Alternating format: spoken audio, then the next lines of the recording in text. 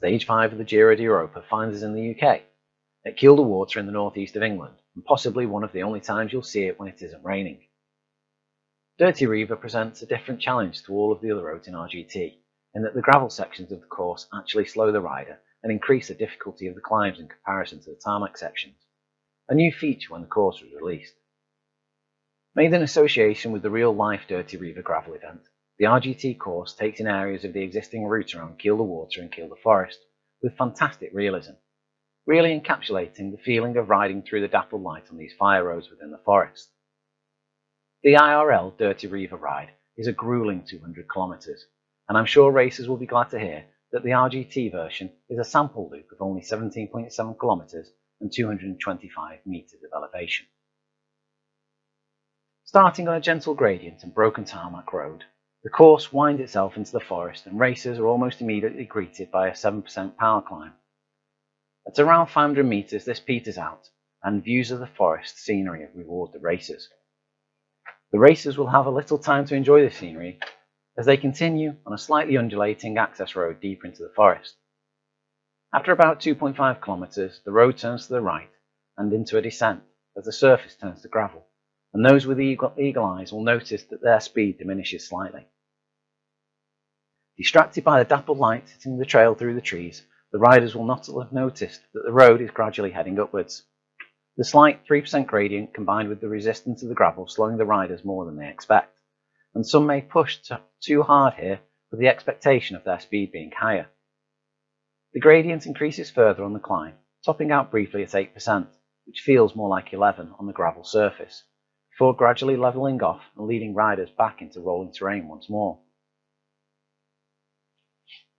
At around 6.5 kilometres into the course, it once again heads skyward, at first with gentle gradients, and then as the road hits the only switchback on the course, the gradient suddenly hits.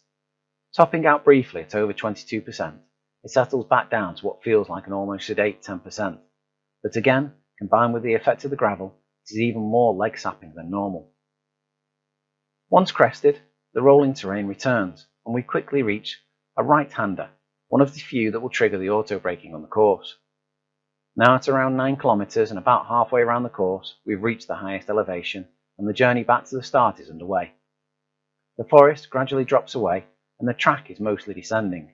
With Kielder-Water appearing in front of us, there are a few technical corners to watch out for, and a long looping right leads us right to the water's edge as the track flattens once more. Then, with around 2.6 kilometres left to the line, the road rears up in another aggressive power climb, shocking fatigued legs this far into the race and providing one of the last opportunities to attack. It's not a long climb, but it could be just enough to disrupt the pack. With the climb crested, you're gifted a longer descent. This is a little more technical than the earlier ones, with a hairpin and a long hard left turn offering further opportunities to those wishing to go long to the finish line.